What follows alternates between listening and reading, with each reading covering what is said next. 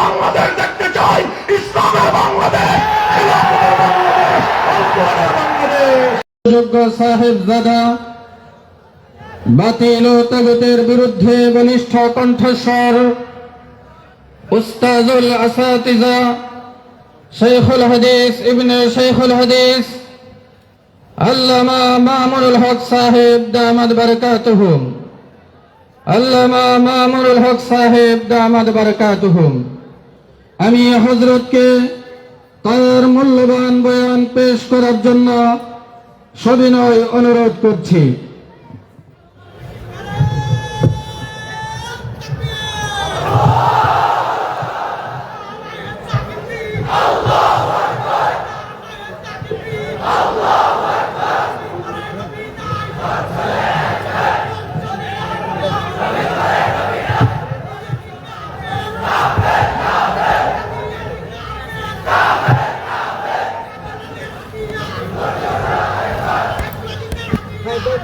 এ বড় ভাই আবার এলেন দেখতে পেয়েছেন?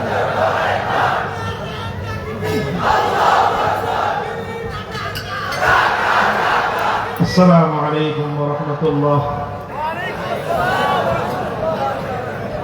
ইন্নাল হামদালিল্লাহ নাহমাদুহু ওয়া নাস্তাঈনুহু ওয়া নাস্তাগফিরুহু ওয়া নু'মিনু বিহি ওয়া নাতাওয়াক্কালু আলাইহি ونشهد أن لا إله إلا الله وحده لا شريك له ونشهد أن سيدنا ومولانا محمدا عبده ورسوله صلى الله تعالى عليه وعلى آله وأصحابه وبارك وسلم تسليما كثيرا. أما بعد فأعوذ بالله من الشيطان الرجيم. بسم الله الرحمن الرحيم. والذين جاهدوا فينا لنهدينهم سبلنا وإن الله لمع المحسنين. وقال رسول الله صلى الله عليه وسلم لن يشبع المؤمن من خير حتى يكون منتهاه الجنة. بارك الله لنا ولكم في القرآن العظيم ونفعنا وإياكم بالآيات والذكر الحكيم. اللهم صل على محمد وعلى آل محمد كما صليت على إبراهيم وعلى آل إبراهيم إنك حميد مجيد. اللهم بارك على محمد وعلى آل محمد كما باركت على إبراهيم وعلى آل إبراهيم إنك حميد مجيد. জামিয়া ফয়জুর রহমান বড় মসজিদ মাদ্রাসার আজিমুস-শান বার্ষিক মাহফিলে উপস্থিত সম্মানিত সভাপতি, জামিয়ার মুহতারাম প্রিন্সিপাল, বড় মসজিদের সম্মানিত ইমাম ও খতিব, বাংলাদেশের অন্যতম প্রবীণ শীর্ষ আলেমে দ্বীন শেখুল হাদিস আল্লামা আব্দুল হক হাফিজাহুল্লাহ, উপস্থিত দিগার উলামায়ে কেরাম, সম্মানিত আমার বয়োজ্যেষ্ঠ মুরব্বী সাহেবান, সমবেত ইসলাম প্রিয়, কোরআন প্রেমিক, নবী প্রেমিক, তাওহীদি মুসলমান ভাই ও বন্ধুগণ, বিভিন্ন শিক্ষাঙ্গন, মাদ্রাসা, ইউনিভার্সিটি, কলেজ সহ বিভিন্ন শিক্ষা প্রতিষ্ঠান থেকে সমবেত আমার প্রাণপ্রিয় ছাত্র বন্ধুগণ, আল্লাহ পাক রব্বুল আলামিনের অশেষ মেহেরবানি, অনেক প্রতিবন্ধকতা এবং অনেক বাধার বিন্ধ্যাচল পেরিয়ে আজকে ময়মনসিংহের এই প্রাণ কেন্দ্রে জামিয়া ফয়জুর রহমানের উদ্যোগে এই আজিম উসান মাহফিল অনুষ্ঠিত হচ্ছে। আল্লাহ পাক রব্বুল আলামিন এই মাহফিলকে ভরপুর কামিয়াবি দান করেন এবং জামিয়া এবং জামিয়ার সংশ্লিষ্ট যাবতীয় সকল কর্মতৎপরতাকে আল্লাহ পাক রব্বুল আলামিন বাধা বিঘ্নহীন সম্মুখ পানে অগ্রসর করে নিন। মুহতারাম হাজিরিন, দীর্ঘ সময় পর্যন্ত আপনারা দেশের বরেণ্য ও প্রাজ্ঞ ওলামায়ে কেরামের কাছ থেকে মূল্যবান দ্বীনি আলোচনা শুনতেছিলেন। হয়তো সর্বশেষ পর্যায়ে এসে আপনাদের সম্মুখে আরো কিছু কথা বলার দায়িত্ব আমার উপর অর্পিত হয়েছে। আমি সংক্ষিপ্ত আকারে আপনাদের সম্মুখে আমাদের বর্তমান হালাত এবং আগামীর করণীয় বিষয়ে কয়েকটি কথা আমি আলোচনা করতে চাই। আপনাদের এই মাহফিলের সাথে আমাদের অতীতের কিছু সুখ দুঃখ গাথার স্মৃতি এখানে জড়িয়ে আছে। 2020 সালের ডিসেম্বরে আপনাদের এখানে আমি মাহফিল করেছিলাম। আপনাদের সামনে কিছু কথা বলার সুযোগ আমার হয়েছিল। ওই সময়টায় বাংলাদেশের রাষ্ট্রীয়ভাবে ইসলামের উপর একটা চরম আক্রমণ, আগ্রাসন পরিচালিত হচ্ছিল। মুসলমানদের এই প্রিয় মাতৃভূমি জন্মভূমিতে পৌত্তলিক এবং মূর্তি সংস্কৃতি বাস্তবায়ন করার একটা রাষ্ট্রীয় আয়োজন চলছিল। স্বাভাবিকভাবেই আমাদেরকে যে কোনো জাতীয় ক্রান্তিকালে জাতির সামনে কোরআনের কথা, ইসলামের কথা, আল্লাহ এবং তার রাসূলের হেদায়েতের সঠিক বার্তাগুলো জাতির সামনে তুলে ধরা আমাদের ঐতিহাসিক জিম্মাদারি। সেই হিসাবেই মূর্তি সংস্কৃতির বিরুদ্ধে রাষ্ট্রীয় পৃষ্ঠপোষকতায় ভাস্কর্যের নামে দেশ জুড়ে বড় বড় মূর্তি স্থাপনের ব্যাপারে শরঈ দৃষ্টিভঙ্গি, ইসলামের দৃষ্টিভঙ্গি আমরা নিরপেক্ষ বিবেচনায় আমরা তুলে ধরেছি। কিন্তু দুর্ভাগ্যজনকভাবে ক্ষমতার মসনদে আসীন তৎকালীন ফ্যাসিবাদী স্বৈরাচারী শক্তি কোরআন সুন্নাহর আলোকে আমাদের বলা কথাগুলোকে বরদাস্ত করতে পারেনি। এই জন্য তারা আমাদের প্রতি ক্ষুব্ধ হয়েছে। কথা কোরআনের বলেছি আমরা, এই জন্য আমাদেরকে অপরাধী সাব্যস্ত করা হয়েছে। আল্লাহর কোরআনের কথা বলবার এই দায়িত্বকে যদি অপরাধ বলে কেউ সাব্যস্ত করে, আল্লাহর কসম খেয়ে বলি আমরা সেই অপরাধ শুধু একবার নয়, বারবার এবং জীবনের শেষ মুহূর্ত পর্যন্ত আমরা করতে চাই। ইসলামের কথাগুলো, কোরআনের পয়গামগুলো জাতির সামনে অকপটে উচ্চারণ করা, এটি আলেম সমাজের অন্যতম গুরুত্বপূর্ণ দায়িত্ব। এবং রাসূল আকরাম সাল্লাল্লাহু আলাইহি ওয়াসাল্লামের ভাষায় আফজালুল জিহাদি কালিমাতু হাক্কিন ইনদা সুলতানিন জাইর, অত্যাচারী শাসকের সামনে সত্য কথা, হকের কথা উচ্চারণ করা, এটা হলো সর্বোত্তম জিহাদ। আমরা বিশ্বাস করি আমরা যখন ভাস্কর্য এবং মূর্তি সংস্কৃতির বিরুদ্ধে কথা বলেছি, আমাদের কথাগুলো যদি ইখলাসের সাথে হয়ে থাকে, তাহলে আমরা যারা সেই কথা বলেছিলাম, আমাদের সেই কথাগুলো সর্বোত্তম জিহাদের মর্যাদা পাবে ইনশাআল্লাহ। এবং ইনশাআল্লাহ আমাদের সেই কথার ধারাবাহিকতার সূত্রে আজও আমি পরিষ্কার ভাষায় বলি, অনেকে মনে করেন যে আমাদের সেই সময়ের ভাস্কর্য বিরোধী বক্তব্য এটা বুঝি কোনো একটি দলের বিরুদ্ধে অথবা কোনো একজন ব্যক্তির বিরুদ্ধে ছিল। না, ভাস্কর্য বিরোধী বক্তব্য এটা আমাদের একত্ববাদী চিন্তার, আমাদের তাওহীদের বিশ্বাস থেকে আমরা এই কথা বলি এবং বলেছি। এটা সুনির্দিষ্ট কোন দলের বিরুদ্ধে আমাদের বক্তব্য ছিল না, কোন ব্যক্তির বিরুদ্ধে আমাদের বক্তব্য ছিল না। যারাই যে কেউ মুসলমানদের এই জনপদে, ইসলামের এই জনপদে, রাষ্ট্রীয় পৃষ্ঠপোষকতায়, পাবলিক প্লেসে এভাবে ভাস্কর্যকে স্থাপন করবার যদি আবার কেউ কোন দুরভিসন্ধি আনে, আমাদের বক্তব্য তাদের বিরুদ্ধে সেই একই সুরে, একই ভাষায়, একই রকম স্পর্ধার সাথে আমরা তখনও ভাস্কর্যের বিরুদ্ধে কথা বলবো ইনশাআল্লাহ। ভাস্কর্য শেখ মুজিবুর রহমান সাহেবের না, ভাস্কর্য জিয়াউর রহমান সাহেবের না, ভাস্কর্য আমার বাবার না, ভাস্কর্য 24-এর শহীদ আবু সাইদ অথবা মুগ্ধের নামে তৈরি করা হয়, সেটা আমাদের কাছে বিবেচ্য বিষয় নয়।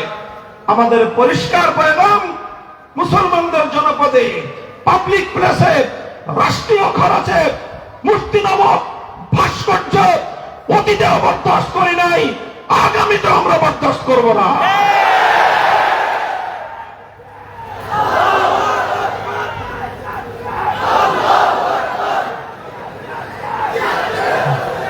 মোহতারাম হাজিরিন, আমি বললাম সেই অতীত সময়ের একটা স্মৃতি স্মরণ করলাম।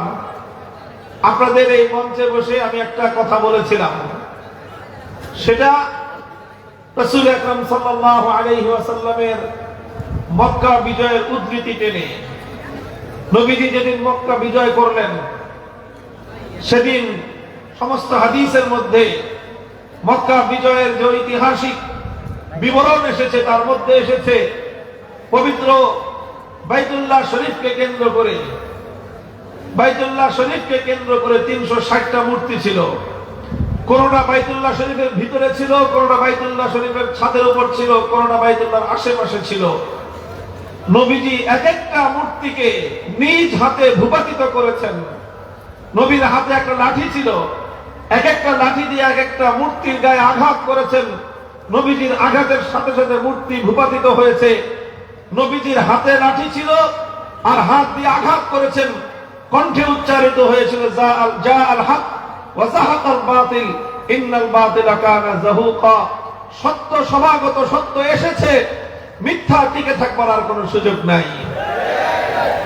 বলতে বলতে এমন সময় বাইতুল্লাহ শরীফের ভিতর থেকে একটা মূর্তি আনা হয়েছিল, সেটা ছিল ইব্রাহিম আলাইহিস সালাতু ওয়াস সালামের নামে তৈরি মূর্তি। এই মূর্তিটা দেখার পর রাসূল আকরাম সাল্লাল্লাহু আলাইহি ওয়াসাল্লাম সবচেয়ে বেশি গুসা এবং রাগান্বিত হয়েছিলেন। নবীজি রাগে ক্ষোভে ফেটে পড়েছিলেন। কাতালাহুমুল্লাহ, কাতালাহুমুল্লাহ বলে আল্লাহ নবী যারা ইব্রাহিম আলাইহিস সালামের নামে মূর্তি তৈরি করেছে তাদের উপর অতিরিক্ত অভিশাপ দিয়েছেন। যে ইব্রাহিম আলাইহিস সালাম দুনিয়াতে আগমন করেছিলেন, তার অন্যতম মিশন ছিল দুনিয়া থেকে মূর্তিকে অপসারণ করা। অথচ আজ কুলাঙ্গাররা ইব্রাহিম আলাইহিস সালামের নামে মূর্তি তৈরি করে তার জীবনের সবচেয়ে বড় আদর্শকে ভুলুণ্ঠিত করেছে। এই জন্য নবীজি তাদের উপর ক্ষোভ প্রকাশ করেছেন, রাগ প্রকাশ করেছেন, তাদের উপর অভিসম্পাদ দিয়েছেন। বলছেন খোদার গজব পড়ুক ওই সকল কুলাঙ্গারদের উপর যারা ইব্রাহিম আলাইহিস সালামের নামে মূর্তি তৈরি করে ওনার আদর্শকে কলঙ্কিত করবার চেষ্টা করেছে। এই কথা বলে রাসূল আকরাম সাল্লাল্লাহু আলাইহি ওয়াসাল্লাম নিজ হাতে ইব্রাহিম আলাইহিস সালামের নামে বানানো সেই মূর্তি ভেঙে চূর্ণ বিচূর্ণ করে দিয়েছেন। এরপরে আমি বলেছিলাম, সুতরাং এই ঘটনা থেকে প্রতীয়মান হয় ইব্রাহিম আলাইহিস সালাতু ওয়াস সালাম মুহাম্মদ সাল্লাল্লাহু আলাইহি ওয়াসাল্লামের পূর্বপুরুষ ছিলেন। মুহাম্মদ সাল্লাল্লাহু আলাইহি ওয়াসাল্লাম হযরত ইব্রাহিম আলাইহিস সালামের বংশ পরম্পরায় তার অধস্তন পুরুষ, তার সন্তান ইব্রাহিম আলাইহিস সালাম হলেন আমাদের নবী মুহাম্মদ সাল্লাল্লাহু আলাইহি ওয়াসাল্লামের পিতা। কাজেই নবীজি মুহাম্মদুর রাসূলুল্লাহ সাল্লাল্লাহু আলাইহি ওয়াসাল্লাম নিজের পূর্বপুরুষ, নিজের বাবার মূর্তি বানাননি, নিজের বাবার মূর্তি বানাননি, বরং তিনি নিজের বাবার মূর্তি নিজ হাতে ভেঙে গুড়িয়ে দিয়েছিলেন। এখান থেকে প্রমাণ হয় আল্লাহর পয়গম্বরের আদর্শ নিজের বাবার মূর্তি বানানো নয়, নিজের বাবার মূর্তি ভাঙা। যারা নিজেদের পূর্বপুরুষ এবং বাপ দাদার মূর্তি বানায় তারা নবী মুহাম্মদ আরবীর আদর্শের অনুসারী হতে পারে না, তারা আবু জাহেলের প্রেতাত্মা।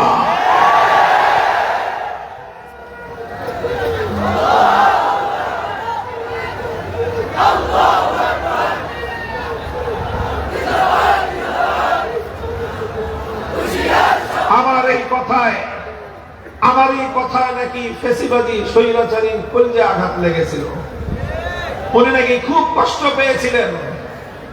আর সেই কষ্ট পাওয়ার প্রেক্ষিতে তিনি প্রতিশোধ গ্রহণ করেছেন। ব্যক্তিগতভাবে আমার উপর তিনি তার রাগ, ক্ষোভ, তার যত ক্রোধ, তার যত হিংসা, তার যত প্রতিশোধ পরায়ণতা, তিনি পাই পাই করে আমার উপর থেকে প্রতিশোধ গ্রহণ করার চেষ্টা করেছেন। আলহামদুলিল্লাহ, সেই কঠিন সময়গুলো আল্লাহ পাক অতিক্রম করেছেন। এদেশের ধর্মপ্রাণ মুসলমান নির্বিশেষে নারী পুরুষ আবাল বৃদ্ধ বনিতা প্রতিটি তাওহীদপন্থী মুসলমান আমার জন্য দোয়া করেছেন। আমার হেফাজত কামনা করে আল্লাহর কাছে তারা প্রার্থনা করেছেন। অনেক অসংখ্য মানুষ কোরআনের খতম পড়েছেন, বহু মানুষ আল্লাহর রাস্তায় সাদাকা করেছেন, বহু মানুষ বাইতুল্লাহ শরীফের তাওয়াফ করেছেন, উমরা করেছেন। বিভিন্ন নেক আমলের মাধ্যমে আমার জন্য তারা আল্লাহর কাছে দোয়া করেছেন। আমি মনে করি মূর্তির বিরুদ্ধে কথা বলে, ভাস্কর্যের বিরুদ্ধে কথা বলে, আল্লাহর এই জমিনে একত্ববাদকে ধ্বংস করে মূর্তি সংস্কৃতি প্রতিষ্ঠার ষড়যন্ত্রের বিরুদ্ধে কথা বলে সাময়িকভাবে আমি নির্যাতনের শিকার হয়েছি, শাসকের রোষানলে পড়েছি। কিন্তু লক্ষ কোটি মুসলমানের আন্তরিক এই দোয়া, আল্লাহর মেহেরবানিতে এক শাসকের রোষানল এবং তার রাগ এবং ক্ষোভের চেয়ে লক্ষ কোটি আল্লাহর প্যারা বান্দাদের দোয়ার শক্তি অনেক বেশি ছিল। আলহামদুলিল্লাহ, তাই আজ বাংলাদেশে আমরা এখনো কথা বলছি, আমরা এখনো মূর্তির বিরুদ্ধে হুঙ্কার দিচ্ছি, আমরা এখনো আল্লাহর জমিনে বাংলার মুসলমানদের জনপদে মূর্তি প্রতিষ্ঠার যে কোনো অপতৎপরতার বিরুদ্ধে যুদ্ধ ঘোষণা করছি। মূর্তি প্রেমীরা মুসলমানদের শাহজালালের বাংলার মাটিতে 1 ইঞ্চি জায়গায় তাদের ঠাঁই নাই।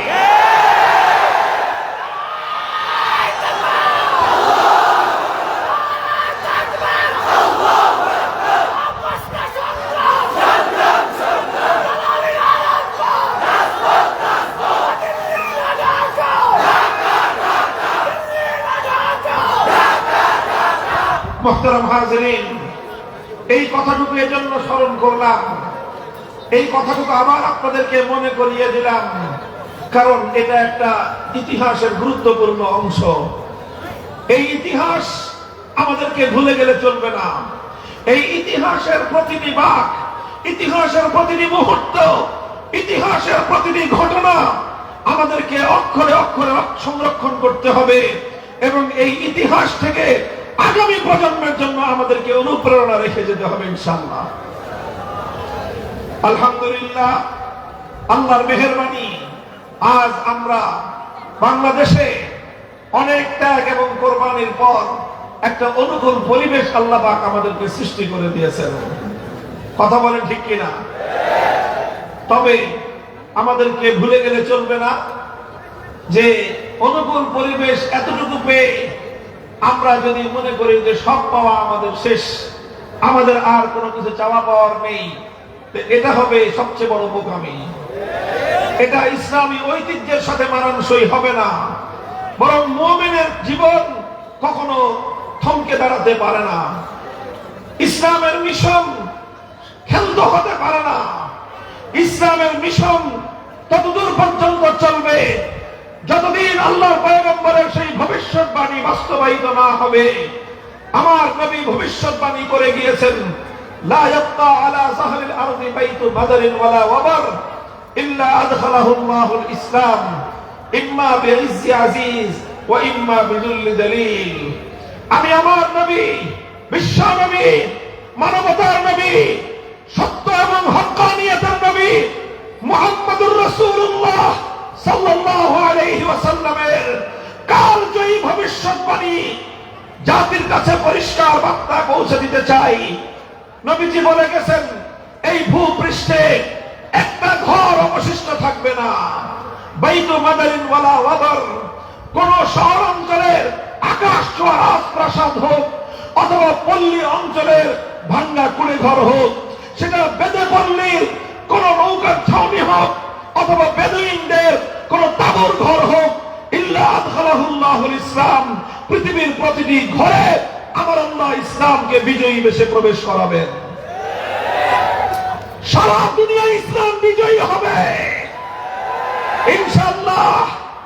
পিকিং এর রাজপথে কালেমার পতাকা উড়বে, মস্কোর রাজপ্রাসাদে কালেমার পতাকা উড়বে, ওয়াশিংটন ইসলাম দখল করবে, দিল্লির লাল কেল্লা আবার ইসলাম শাসন করবে, আবার ইসলাম শাসন করবে।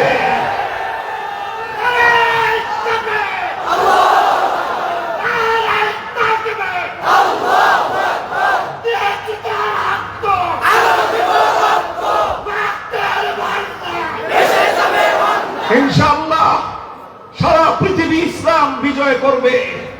ইসলামের এই চূড়ান্ত বিজয় রুখে দেওয়ার সাধ্য পৃথিবীর কোন শক্তির হবে না, কোন শক্তির হবে না। যারা ইসলামের অগ্রবিজনে বাধা হয়ে দাঁড়াবে, খড়কুটোর মতো ভেসে যাবে। ইসলামের অপ্রতিরোধ্য স্রোত তাম পৃথিবীকে ভাসিয়ে নিয়ে যাবে ইনশাআল্লাহ। আল্লাহ নবীর এই ভবিষ্যৎবাণী এটা তেমনই সত্য, কামা আন্না দুনাল ইয়াউমি আল গাদ, যেমন আজ রাত অবসান হওয়ার পর আগামীকালকের সূর্যোদয় যেমন সত্য, আমার নবীর ভবিষ্যৎবাণী বাস্তবায়িত হওয়া তার চেয়েও বেশি সত্য। বলবেন হুজুর আমাদের করণীয় কি? আমাদের করণীয় হলো আমাদেরকে প্রস্তুতি গ্রহণ করতে হবে। প্রস্তুতি গ্রহণ করো, নিজেদেরকে প্রস্তুত করে নাও। ইসলামের বিজয়ের দিন অতি সন্নিকটে। পৃথিবীর বিভিন্ন ভূখণ্ড থেকে তার আলামত গুলো পরিষ্কার হতে শুরু করেছে। ইনশাআল্লাহ আল্লাহ চাহে তো ইসলামের সেই চূড়ান্ত বিজয় অনেক বেশি দেরি আর নেই। আমাদের গন্তব্য বহুদূর, আমি বলছিলাম। সুতরাং 24 জুলাই বিপ্লবের পর আজ এই নতুন স্বাধীনতা অর্জন করার পরে, বাংলার দ্বিতীয় স্বাধীনতার পর এই বাংলার মাটিকে আমরা আমাদের চূড়ান্ত গন্তব্য মনে করি না, বরং আমাদের গন্তব্য আরো বহুদূর। আমাদের গন্তব্য কত দূর? রাসূল আকরাম সাল্লাল্লাহু আলাইহি ওয়াসাল্লাম 2 হাদিসের মাধ্যমে আমাদের চূড়ান্ত গন্তব্য নির্ধারণ করে দিয়েছেন। একটা হাদিস আমি একটু আগে পড়লাম যে সারা পৃথিবীর প্রতি ইঞ্চি মাটিতে আল্লাহর দ্বীন বিজয়ী না হওয়া পর্যন্ত আমরা রুদ্ধ হব না, আমরা থমকে যাব না ইনশাআল্লাহ। আমাদের আরেকটা গন্তব্য, আল্লাহর পয়গম্বর ইরশাদ করেছেন, লা ইয়াশবাল মুমিনু মিন খাইরিন হাত্তা ইয়াকুনা মুনতাহাহুল জান্নাহ। মুমিনের ব্যক্তিগত টার্গেট হলো চলতে থাকবে, লড়তে থাকবে, চলতে থাকবে, লড়তে থাকবে, লড়াই চলবে, জীবন চলবে। যতদিন মুমিন তার গন্তব্য খোদার জান্নাতে কদম না রাখবে, ততদিন পর্যন্ত মুমিন থেমে যেতে পারে না। এটা হলো প্রত্যেক মুমিনের ব্যক্তিগত গন্তব্য, হাত্তা ইয়াকুনা মুনতাহাহুল জান্নাহ। আমি চলতে থাকবো, আমার সামনে মৃত্যু এসে দাঁড়াবে, মৃত্যুকে আলিঙ্গন করব, আমি করতে করতে মরে যাব, মরতে মরতে আল্লাহর দ্বীনকে নিয়ে সামনে এগিয়ে যেতে থাকবো।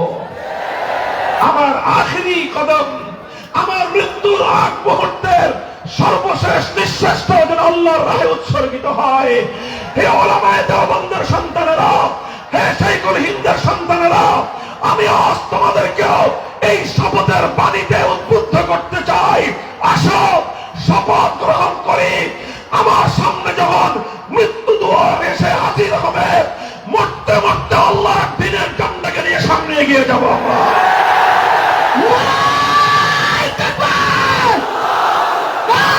আল্লাহু আকবার, আল্লাহু আকবার।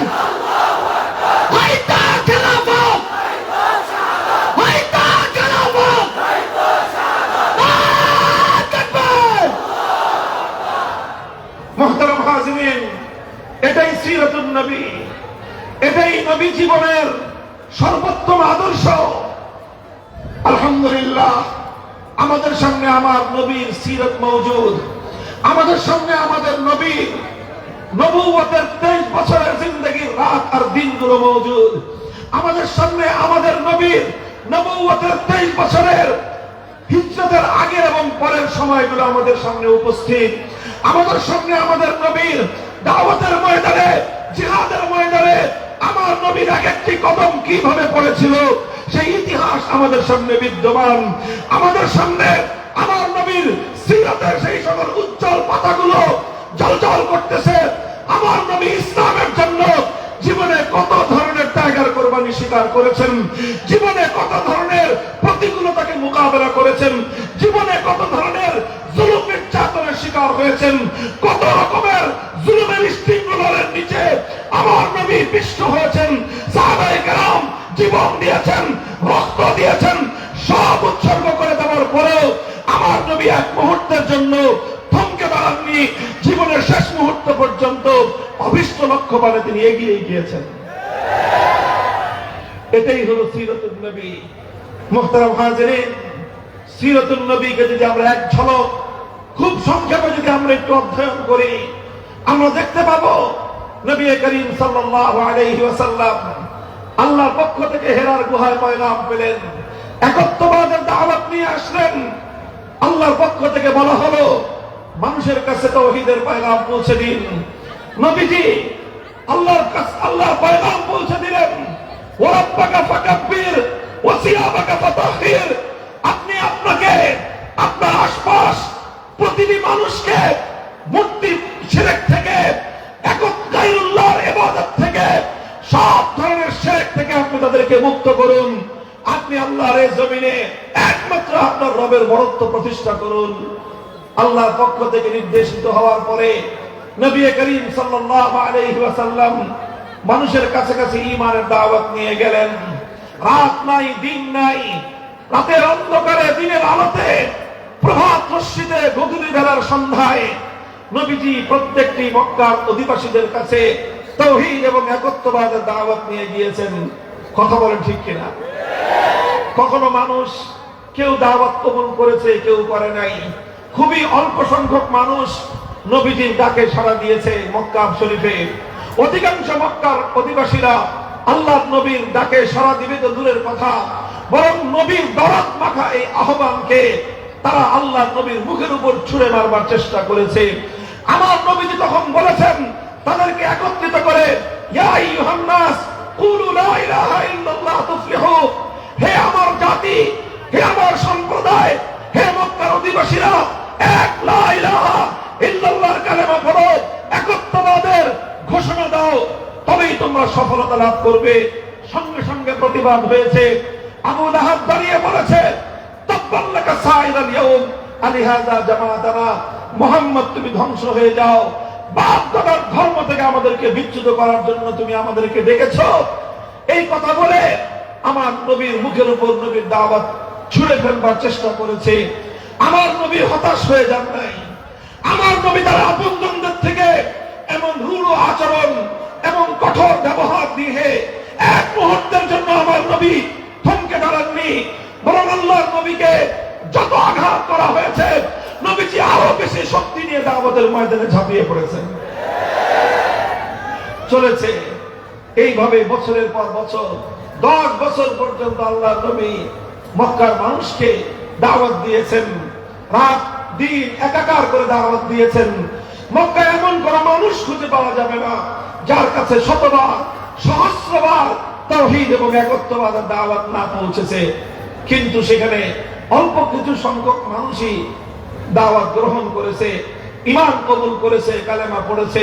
আর অধিকাংশ মানুষ শুধু ঈমান গ্রহণ করতে অস্বীকার করেছে তাই নয়, বরং যারা তাওহীদকে বিশ্বাস করেছে, যারা ঈমানকে আপন করে নিয়েছে, তাদের সঙ্গে ইতিহাসের সমস্ত বর্বর এবং জুলুমের ইতিহাসগুলো তারা রচনা করেছে।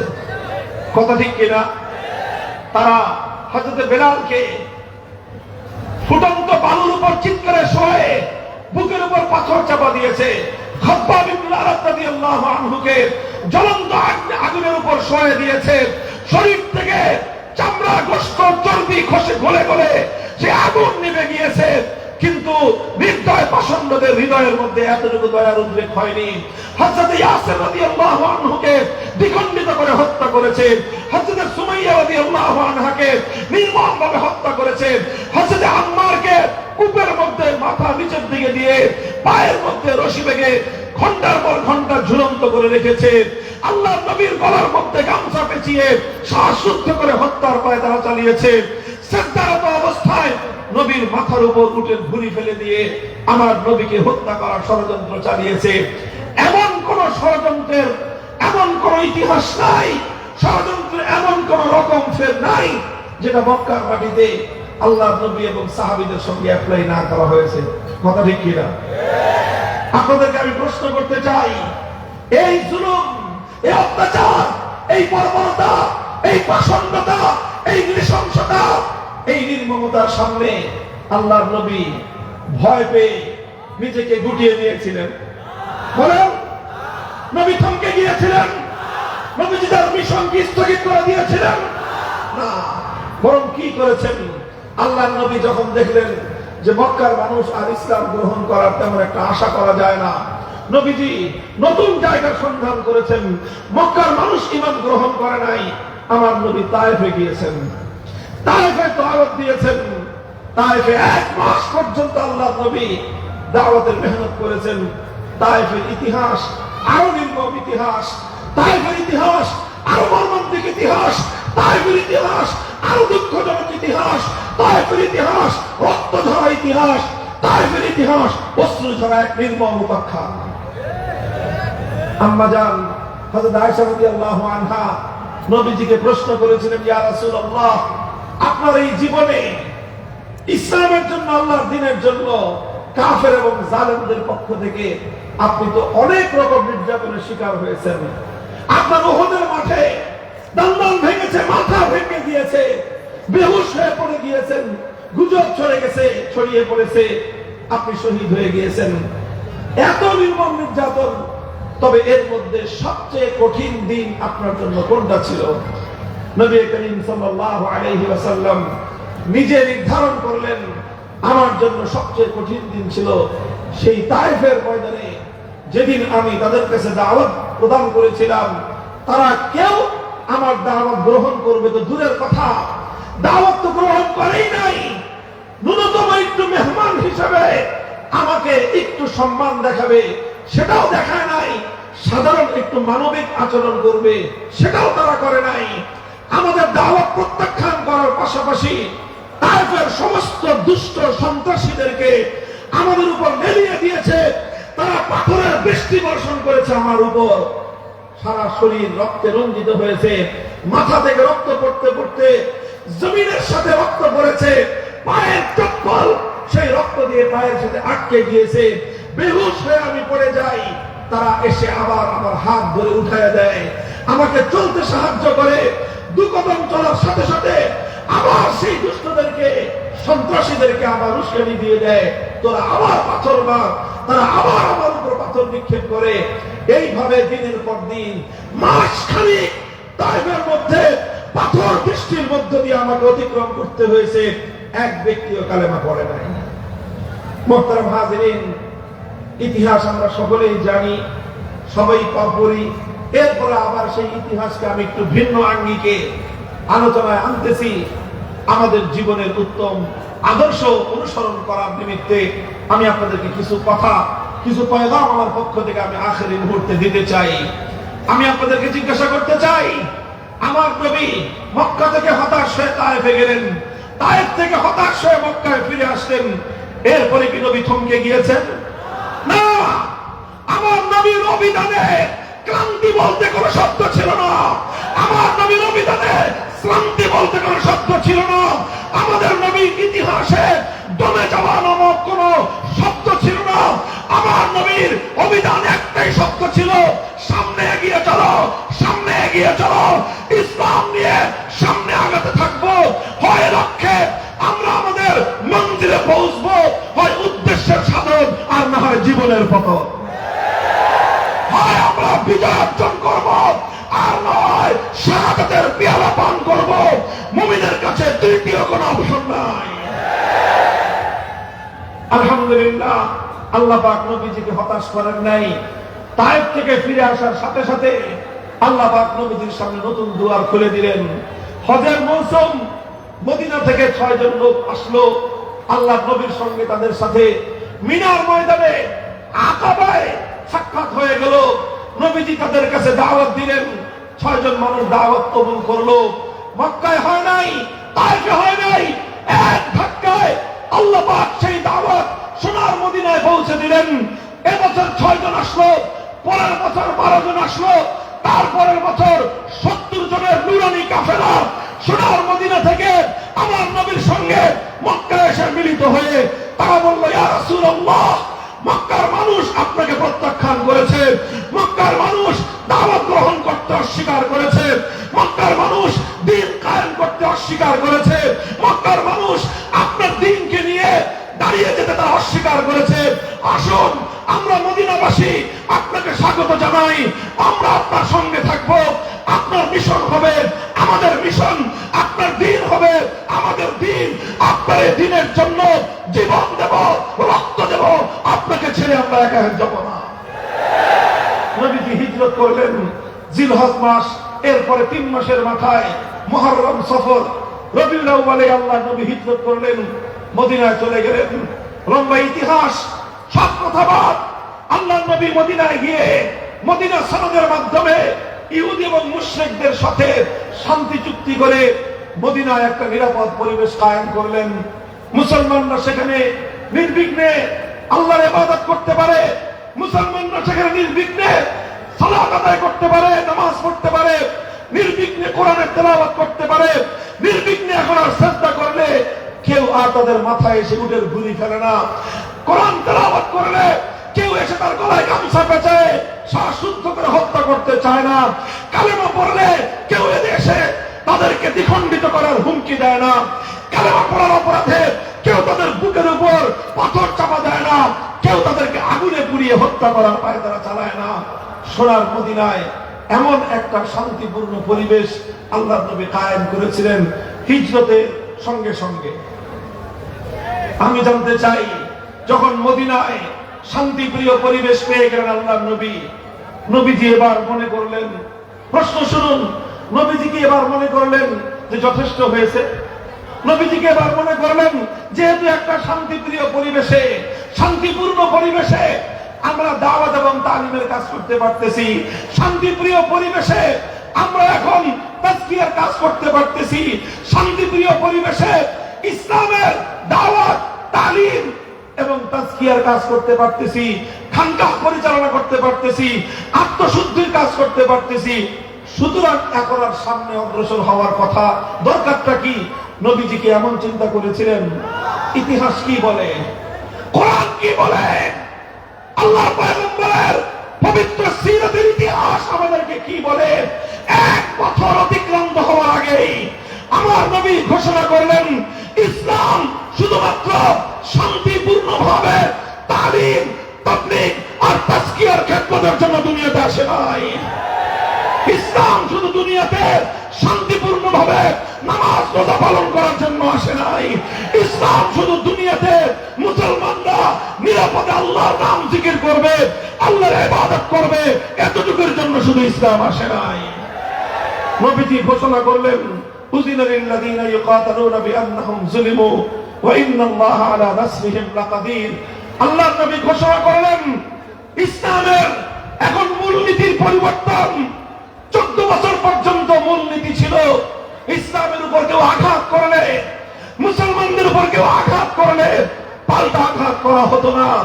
কিন্তু সোনার মদিনায় ইসলামের একটা নিরাপদ জায়গা, ভূমি প্রতিষ্ঠিত হওয়ার সঙ্গে সঙ্গে আল্লাহ নবী ঘোষণা করলেন, এখন থেকে ইসলামের নীতি হলো এই, কেউ যদি মুসলমানদের উপর আঘাত করতে আসে, কেউ যদি ইসলামের উপর হামলা করতে আসে, এখন আর সেই হাত নিরাপদে ফিরিয়ে দেওয়া হবে না। এখন যারা ইসলামের উপর আঘাত করার জন্য হাত অগ্রসর করবে, মুসলমানদের উপর এখন যে কালো হাত এগিয়ে আসবে, মুসলমানরা এখন থেকে সেই কালো হাত ভেঙে গড়িয়ে দিবে, ভেঙে গুড়িয়ে দেবে।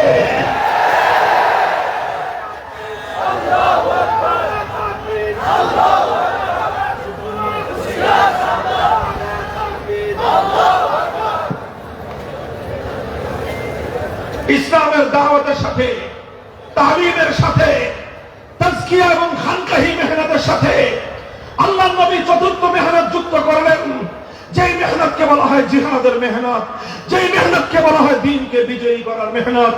আল্লাহ নবী এই মেহনত নিয়ে গেলেন বদরের রণাঙ্গনে, মাত্র 313 জন নিরন্ন নিরস্ত্র অসহায় সাহাবায়ে কেরামকে নিয়ে বদরের রণাঙ্গনে জিহাদ করলেন। 14 জন সাহাবায়ে কেরাম শাহাদাত বরণ করলেন। 15 বছর উহুদের ময়দানে জিহাদের মাঠে নামলেন, 70 জন সাহাবী জীবন দিলেন, শাহাদাত বরণ করলেন। নবীজির প্রাণাধিক প্রিয় চাচাজান হযরতে হামজা রাদিয়াল্লাহু আনহু শাহাদাত বরণ করলেন। শাহাদাতের পরে তার বক্ষ বিদীর্ণ করে কলিজা বের করে বেঈমানের দল সেই কলিজা চিবিয়ে চিবিয়ে খেলো। আমার নবীর মাথা ভাঙলো, দাঁত ভাঙলো, সর্বশরীর থেকে রক্ত ঝরলো, বেহুশ হয়ে নবীজি মাটিতে পড়ে গেলেন। এরপরে কি আল্লাহর নবী বলেছিলেন এই কথা যে যথেষ্ট হয়েছে, আর দরকার নাই? বলেন, জোরে জোরে বলেন। আমার নবী কি থমকে গিয়েছিলেন? দ্বীনের নবী কি স্তব্ধ হয়ে গিয়েছিলেন? দ্বীনের নবী কি নীরব হয়ে গিয়েছিলেন? ইতিহাস বলে যে না, আমার নবী দ্বীনের এই মিশনকে নিয়ে আরো সামনে অগ্রসর হয়েছেন। খন্দকের জিহাদে পেটে পাথর বেঁধেছেন। এরপরে মদিনা থেকে একটা একটা করে গাদ্দারির কারণে ইহুদি এক একটা সম্প্রদায়কে দৃষ্টান্তমূলক শাস্তি প্রদান করেছেন। প্রত্যেকটা গাদ্দারির জন্য ইহুদিদেরকে আল্লাহর নবী দৃষ্টান্তমূলক শাস্তি দিয়েছেন। বনু কাইনুকা বহিষ্কার হয়েছে, বনু নজির বহিষ্কার হয়েছে। বনু কুরাইজাকে একদিনে 800 বনু কুরাইজার গাদ্দার ইহুদিদেরকে আল্লাহর নবী মৃত্যুদণ্ড দিয়ে মৃত্যুদণ্ড কার্যকর করেছেন। আজ যারা মুসলমানদের খুনি, বাংলাদেশের ইতিহাসের বর্বরতম খুনি, ফ্যাসিবাদী স্বৈরাচারী, আলেম ওলামাদের খুনি, ছাত্র জনতার খুনি, নারী পুরুষের খুনির বিরুদ্ধে ফাঁসির রায় দেখে যাদের অন্তরের মধ্যে মায়া কান্না উঠে, তারা সবচেয়ে বড় প্রচন্ড এবং বর্বর। ওরা মানবতা বিরোধী। ওদের অন্তরের মধ্যে নিরীহ মানুষের জন্য কোনো মায়া মমতা নাই। আল্লাহর পয়গম্বর একদিনে 800 বিশ্বাসঘাতক গাদ্দার ইহুদিদের মৃত্যুদণ্ড কার্যকর করেছেন। মনে রাখবেন, ইসলামের দৃষ্টিতে সব অপরাধের ক্ষমা আছে, গাদ্দারির কোনো ক্ষমা নাই। জাতির সঙ্গে যারা গাদ্দারি করবে, দেশের সঙ্গে যারা গাদ্দারি করে, দেশকে ভিন্ন জাতি ভিন্ন আদর্শের কাছে বিক্রি যারা করে দিবে, তাদের ব্যাপারে নমনীয়তা প্রদর্শন করবার কোন সুযোগ নাই, কোন সুযোগ নাই।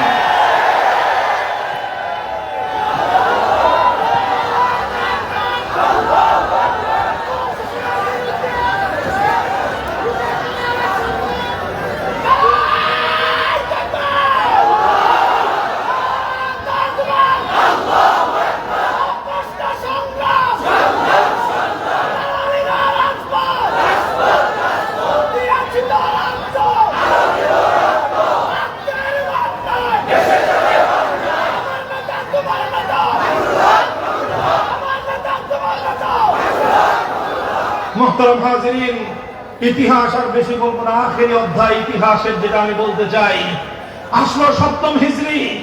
ইতিমধ্যে আল্লাহর নবী সোনার মদিনা থেকে সমস্ত ইহুদিদেরকে উৎখাত করে দিয়েছেন। আল্লাহ নবী বদর খন্দকের মাধ্যমে কুরাইশ মক্কার শক্তির কোমর ভেঙে দিয়েছেন। আল্লাহর নবীর জন্য গোটা মদিনায় কোনো বেঈমান ছিল না। পূর্ণ মদিনা ইসলামী রাষ্ট্র প্রতিষ্ঠা হয়েছে, ইসলামী খেলাফত কায়েম হয়েছে, আল্লাহর কোরআনের রাজ কায়েম হয়েছে।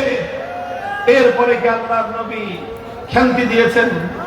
নবীজি কি মনে করেছেন যে বাস আর সামনে আগানোর প্রয়োজন নাই? বলেন ইতিহাস কি বলে?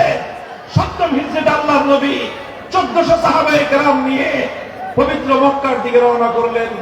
উমরাতুল হুদাইবিয়া, উমরার উদ্দেশ্যে সফর করলেন। মক্কার উপকণ্ঠে হুদাইবিয়া আসার সঙ্গে সঙ্গে কুরাইশরা বাধা দিল। নবীজি বললেন, আমরা উমরা করতে আসছি, যুদ্ধ করতে আসি নাই। তবুও মক্কার কুরাইশরা নবীজিকে মক্কায় ঢুকতে দিল না। নবীজি সেদিন বললেন, ঐতিহাসিক মন্তব্য আল্লাহর নবীর, নবীজি বললেন, আজ মক্কার কুরাইশরা এমন যে কোনো শর্ত দিবে, যেই শর্তের মাধ্যমে আল্লাহর ঘর বাইতুল্লাহর ইজ্জত এবং সম্মান রক্ষা পায়, সেই শর্ত মেনে নিয়ে আজ আমি তাদের সঙ্গে চুক্তি করব, সন্ধি করব। এটা ছিল আমার নবীর সবচেয়ে বড় রাজনৈতিক দূরদর্শিতা সম্পন্ন দৃষ্টিভঙ্গি। এটা ছিল আমার নবীর জিন্দগির সবচেয়ে বড় রাজনৈতিক প্রজ্ঞাময় পরিচয়।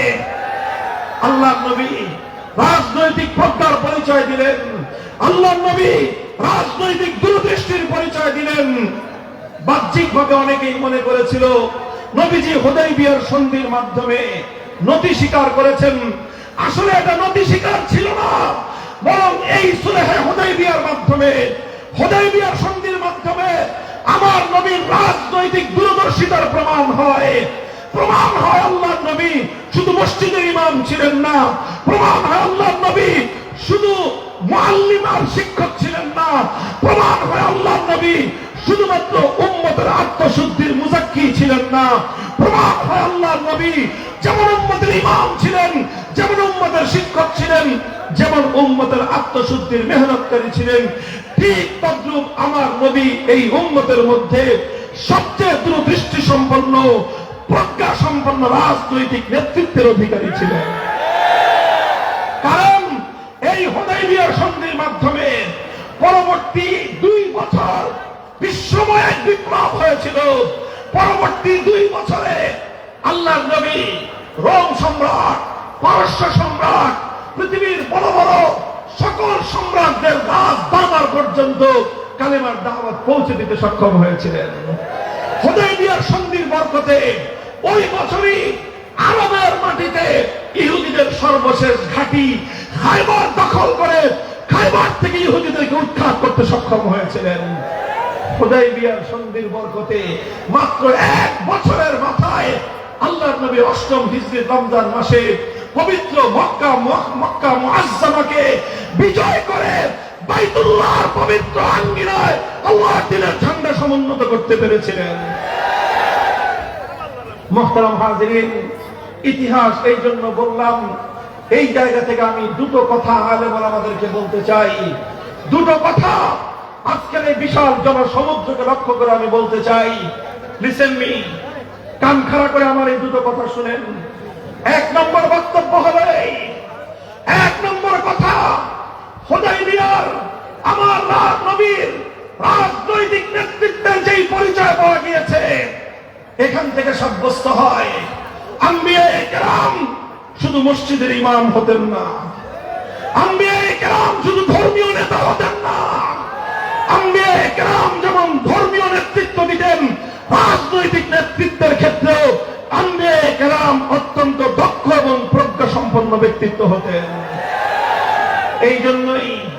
এই জন্য উলামায়ে কেরাম, আমরা সকলেই জানি হাদিস, আল উলামাউ ওয়ারাসাতুল আম্বিয়া, আলেমগণ নবীদের উত্তরাধিকারী। কথা ঠিক? আলেমগণ নবীদের উত্তরাধিকারী শুধু মসজিদের মেহরাবের মধ্যে বলেন? আলেমগণ নবীদের উত্তরাধিকারী শুধু মসজিদের জুমার দিনের মিম্বরে?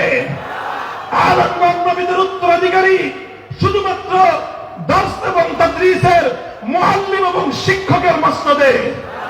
আলেমগণ নবীদের উত্তরাধিকারী শুধু উম্মতের আত্মশুদ্ধি আর তাজকিয়ার মেহনতের জন্য খানকাহের গদিতে?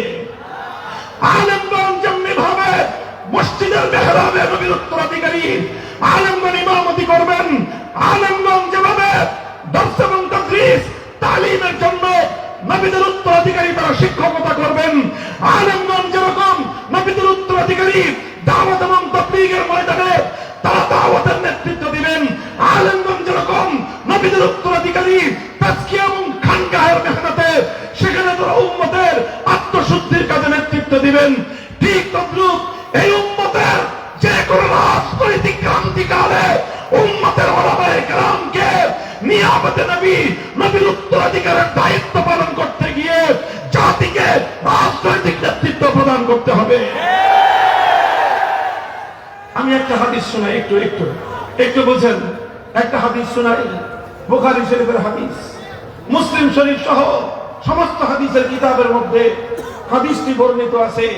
নবীজি বলেন, কানাত বনু ইসরাঈল তাসুসুহুমুল আম্বিয়া কুল্লামা হালাকা নাবিয়্যুন খালাফাহু আখার ওয়ালা নাবিয়্যা বাদি ওয়া সায়াকুনু খুলাফাউ ফায়াকসুরুন।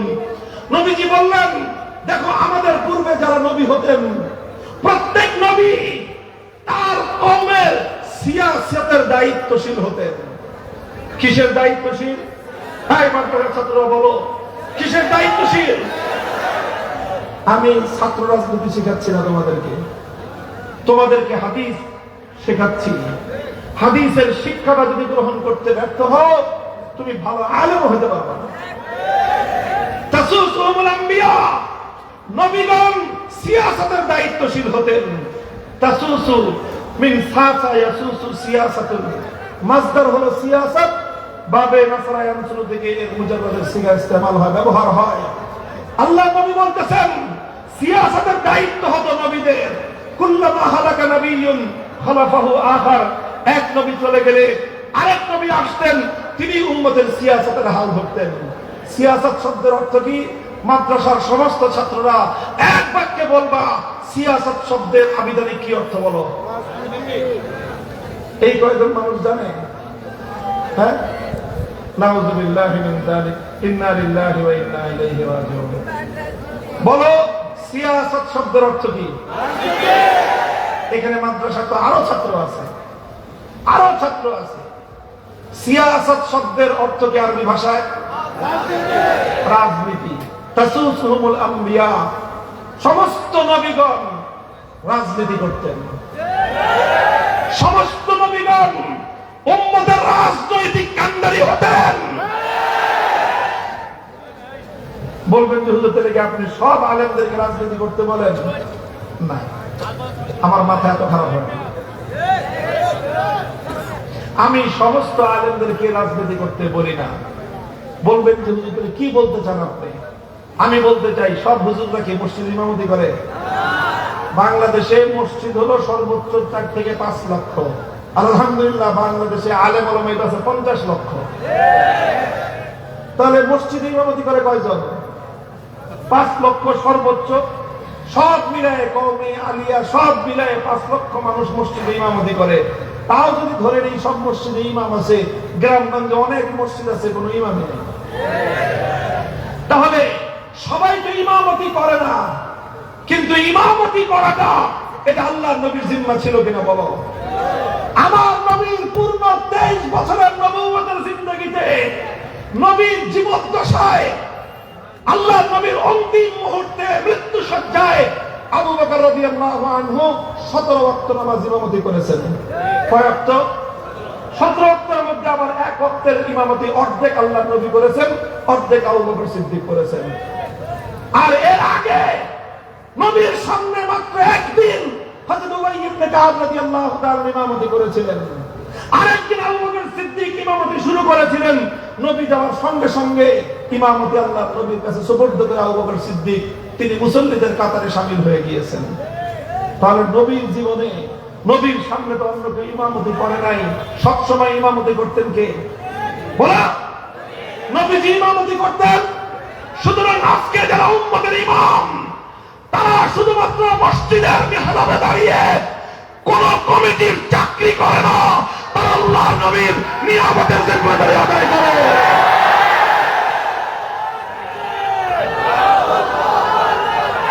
ভাই শুনো কথা, কেউ যদি আলেম ওলামাদেরকে মনে করে মসজিদের চাকরি করে, কেউ যদি আলেম ওলামাদেরকে মনে করে কমিটির চাকরি করে, ইমাম সাহেবকে যদি কেউ তাদের চাকর মনে করে, আল্লাহর কসম খেয়ে বলি, যে মসজিদের কমিটি ইমামকে তাদের চাকর মনে করে, ওই কমিটির নামাজও হয় না, ওই মুসল্লিদের নামাজও হয় না। ইমাম কমিটির চাকর নয়, ইমাম মুসল্লিদের চাকর নয়, ইমাম কারো চাকর নয়, ইমাম আল্লাহর নবীর উত্তরাধিকারী। নবীজির উত্তরাধিকারী হিসেবে ইমামতের দায়িত্ব পালন যতদিন করতে পারবে, ততদিন ইমাম সাহেবের জন্য ইমামতি করা জায়েজ। যেদিন ইমাম আল্লাহর নবীর উত্তরাধিকারীর দায়িত্ব পালন করতে পারবে না, কমিটির চাকরামি করতে হবে, সেদিন থেকে ওই ইমামের ইমামতি করার বৈধতা হতে পারে না। খবরদার, কথা খুব ভালো করে মনে রাখবেন, ইমামত আল্লাহর নবীর উত্তরাধিকার, দ্বীনের তালিম এটা নবীর উত্তরাধিকার। কথা বলেন ঠিক না বেঠিক? ইমামত যেরকম সব আলেম করে না। মাদ্রাসার শিক্ষকতা সব আলেমের করতে হয় না। তাজকিয়ার জন্য খানকাহের মেহনত, মানুষকে বায়াত করে তাদের আত্মশুদ্ধির মেহনত সব আলেম করতে হয় না। কারণ এই সব কাজগুলি কিন্তু নবীজি একাই করতেন। আমাদের এখনকার আলেমদের পক্ষে সব কাজ একা সামাল দেওয়া সম্ভব নয়। বলবেন তাহলে কি করতে হবে হুজুর?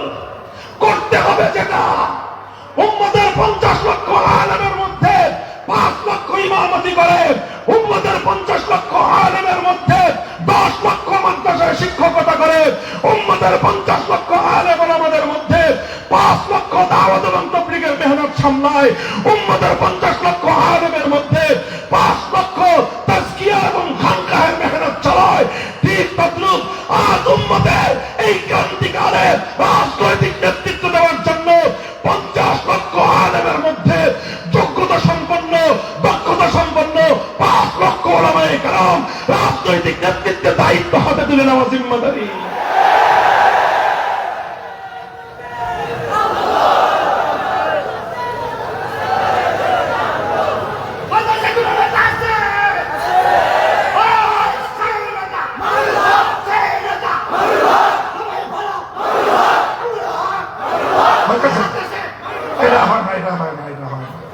শাইখুল হাদিস আল্লামা আজিজুল হক রাহমাতুল্লাহি আলাইহি, আমরা যার নাম নেওয়া আদর্শের সন্তান, আর আল্লাহর মেহেরবানি আমি পৌরসজাত রক্তের সন্তান। হুজুর শুধু আদর্শের সন্তান, হুজুর শুধু আদর্শের একবারের সন্তান না, ট্রিপল 3 বার শাইখের কাছে বুখারী শরীফ পড়া সন্তান। আমি শাইখের কাছে 1 বার বুখারী শরীফ পড়া সন্তান। আমি হলো শাইখুল হাদিস রাহমাতুল্লাহি আলাইহি জিন্দেগির আখেরি সময়গুলোতে একটা সবক পেয়েছি। তিনি বলতেন, আমরা যখন বলতাম শাইখুল হাদিস জিন্দাবাদ, তিনি বলতেন আমার নামে স্লোগান দিয়ে লাভটা কি? তোমরা যতই জিন্দাবাদ বলো আমি জিন্দা থাকবো না, আজ আছি কাল আমি শেষ করে যাবো। এখন মামুনুল হক জিন্দাবাদ বলে লাভ নাই, আজ আছি কাল আমি থাকবো না। বলবেন তাহলে কি বলতে হবে? বলতে হবে সেটা যেটা কোনোদিন করবে না। বলতে হবে দ্বীন ইসলাম, বলতে হবে দ্বীন ইসলাম। এটা হলো মূল স্লোগান আমাদের। বড়ত্বের স্লোগান হবে একমাত্র কার নামে? লিল্লাহি তাকবীর। বড়ত্বের স্লোগান আল্লাহর নামে, জিন্দাবাদের স্লোগান ইসলামের নামে।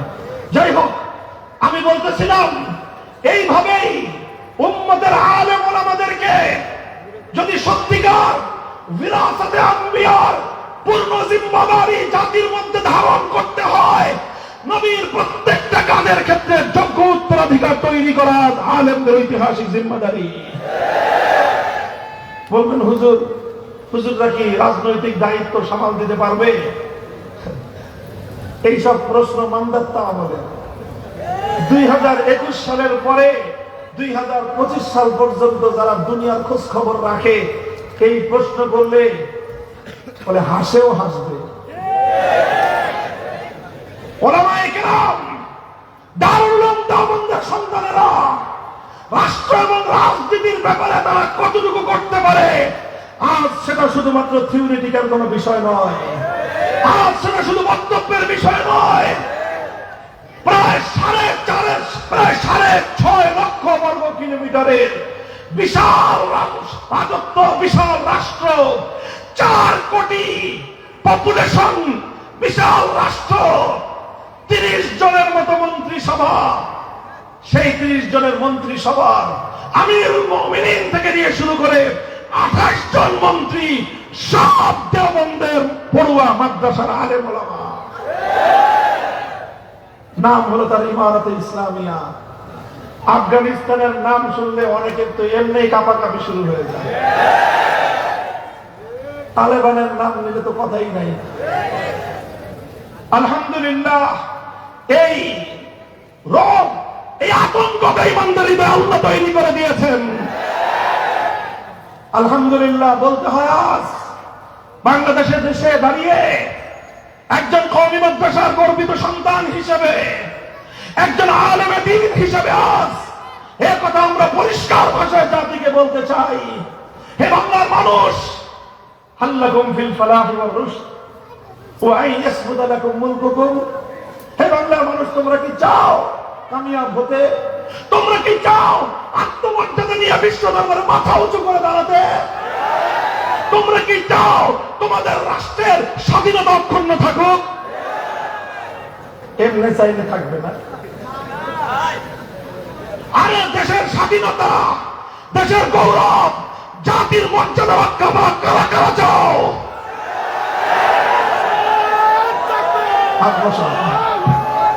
হ্যাঁ, এইভাবে চাইতে হবে।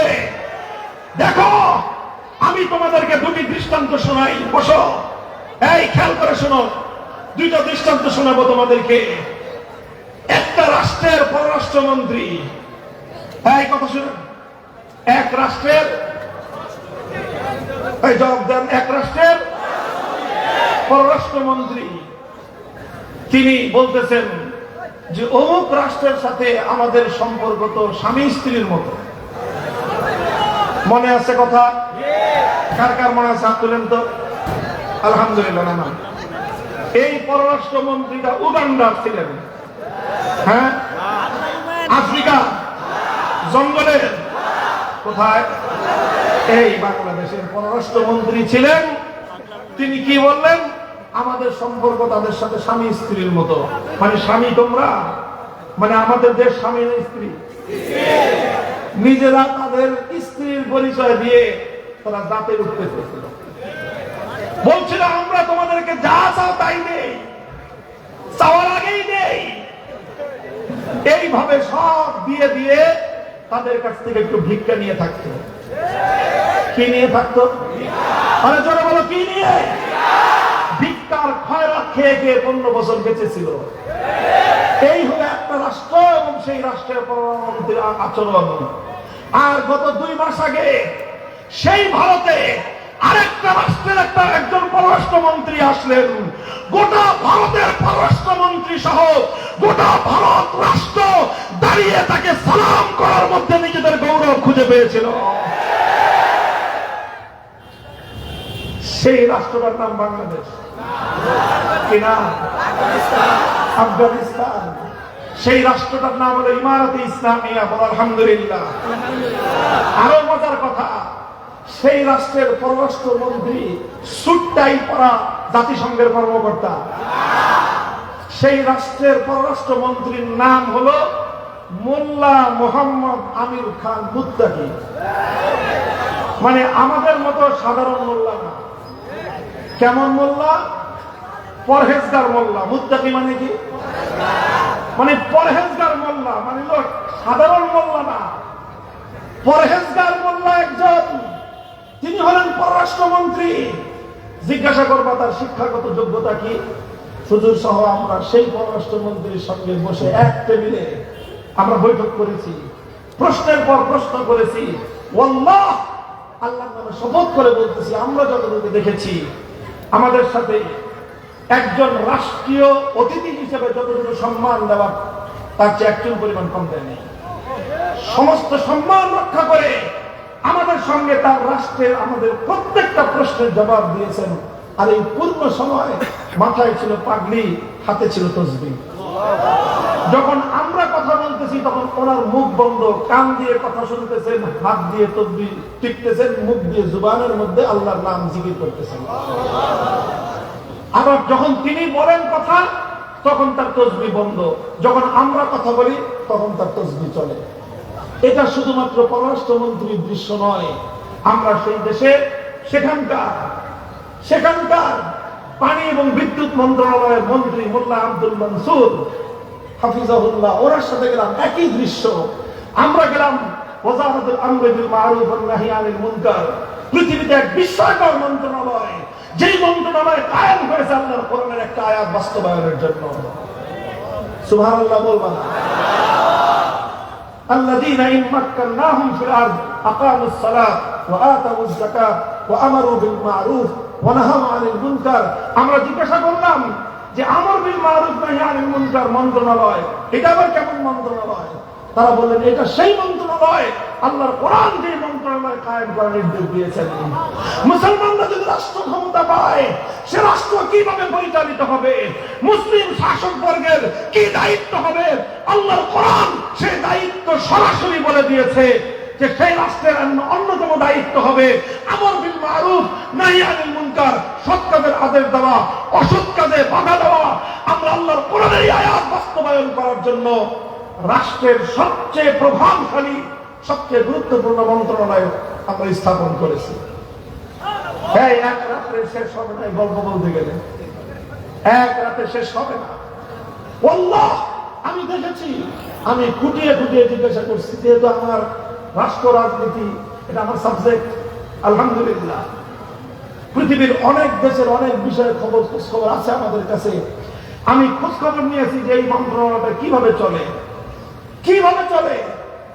যা বুঝতাম, লম্বা না, একটা কথা শুধু বলি তোমাদেরকে, এই মন্ত্রণালয় এমন ভাবে চলে, প্রত্যেকটা মন্ত্রণালয়ের মন্ত্রী এই মন্ত্রণালয়ের মন্ত্রীর কাছে জবাবদিহিতা করতে বাধ্য।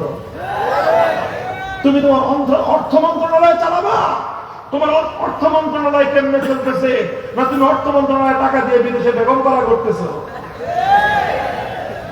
না তুমি তোমার এই টাকা দিয়ে তোমার স্বামীর সঙ্গে প্রীত করতেছো। এইটা হিসাব দেবে আমর বিল মারুফ ওয়া নাহি আনিল মুনকার মন্ত্রণালয়।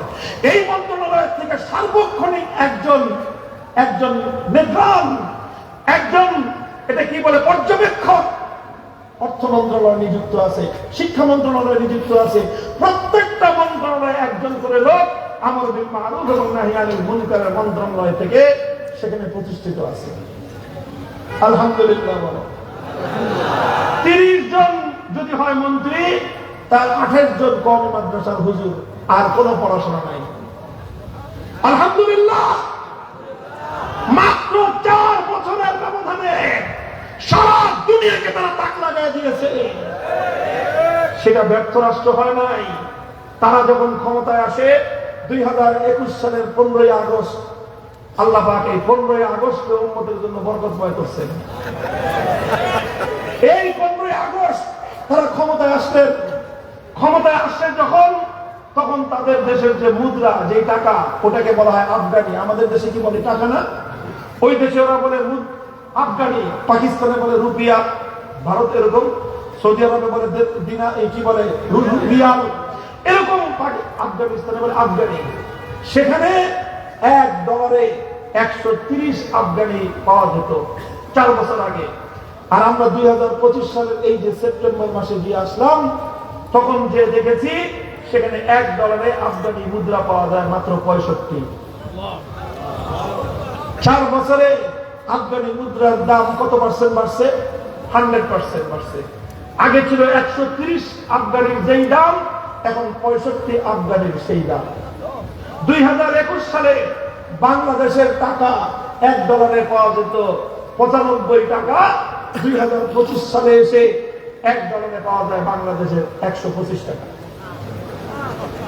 অর্থাৎ বাংলাদেশের টাকার মূল্য কমছে 30 টাকা, আর ওই মোল্লাদের রাষ্ট্রের মুদ্রার মূল্য বেড়েছে 65 টাকা। সেই রাষ্ট্রের মানবিকতা তোমরা তাদেরকে অমানবিক বলো, তাদেরকে বলো তারা মানবিকতা জানে না। আসো আমি তোমাদেরকে মানবিকতার ইতিহাস শোনাই। সেই রাষ্ট্র 50 বছর ধরে তারা যুদ্ধ বিধ্বস্ত। 50 বছরে 25 লক্ষাধিক মানুষ সেই রাষ্ট্রে শাহাদাত বরণ করেছে। লক্ষ লক্ষ পরিবার, গার্জিয়ান নাই, বাপ নাই, মা নাই, প্রতিটি জনপদে শহীদ ইতিম। কে নিবে এই সমস্ত শহীদ ইতিমদের দায়িত্ব?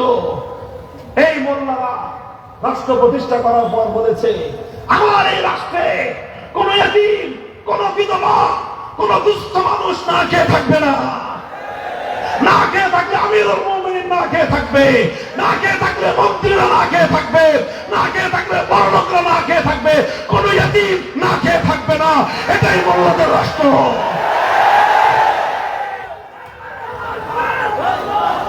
এই ময়মনসিংহের সচেতন মানুষ, একটা তথ্য দেই আপনাদেরকে। 8 লক্ষ পরিবার, আরে কত? 8 লক্ষ ব্যক্তি নয়, 8 লক্ষ পরিবার। এক একটা পরিবারে যদি কম করে 3 জন সদস্য হয়, কি নাটা 24 লক্ষ মানুষের দায়িত্ব তারা। তাদের মন্ত্রণালয় থেকে প্রতিটি পরিবারকে মাসে কম করে 5,000 আফগানি। কত? তোমার বাংলাদেশের টাকায় হবে মিনিমাম 10 থেকে 12,000 টাকা। 10,000 টাকা মিনিমাম এক একটা পরিবারকে ভাতা দেয়। কি জন্য দেয়? কি জন্য দেয়? কারণ তার কোনো অভিভাবক নাই। এই জন্য এর চেয়ে আশ্চর্যজনক, এই যে এত বিপুল পরিমাণ অর্থ, 5,000 করে আফগানি, 10,000 করে বাংলা টাকা দিচ্ছে, শুধু নিজের পক্ষের লোকজনদেরকে দেয় না। এই যুদ্ধে মুসলমানদের সঙ্গে, মুজাহিদদের সঙ্গে যুদ্ধ করে যারা মারা গেছে, তারা তো মরে গেছে, তার পরিবার কি দোষ করেছে? বলো, তার এতিম সন্তান কি দোষ করেছে? কোন দোষ করেছে? এই রাষ্ট্র বলেছে, তুমি আমার দেশের একজন এতিম নাগরিক, আমি তোমাকেও ভাতা দেব। আসো দেখাও দেখি তোমাদের দেশে আওয়ামী লীগের আমলে বিএনপির কেউ মুক্তিযোদ্ধা ভাতা পাইছে, ইতিহাস দেখায়। এখন আর কি বলবো? বিএনপির কথা বললে তোমরা ক্ষিপ্ত হবে। আসো, তোমরা বিএনপি আলাদাও যখন রাষ্ট্র কায়েম করেছো, করবা, চালাইবা, তোমরা কতটুকু নিজেদের সঙ্গে রাজনৈতিকভাবে ভিন্ন মতাবলম্বী যারা, তাদের অসহায় পরিবারদের দায়িত্ব গ্রহণ করতে কতটুকু সক্ষম প্রমাণ করার পরে তারপরে মোল্লাদের দিকে চোখ তুলে তাকায় কথা বলবো।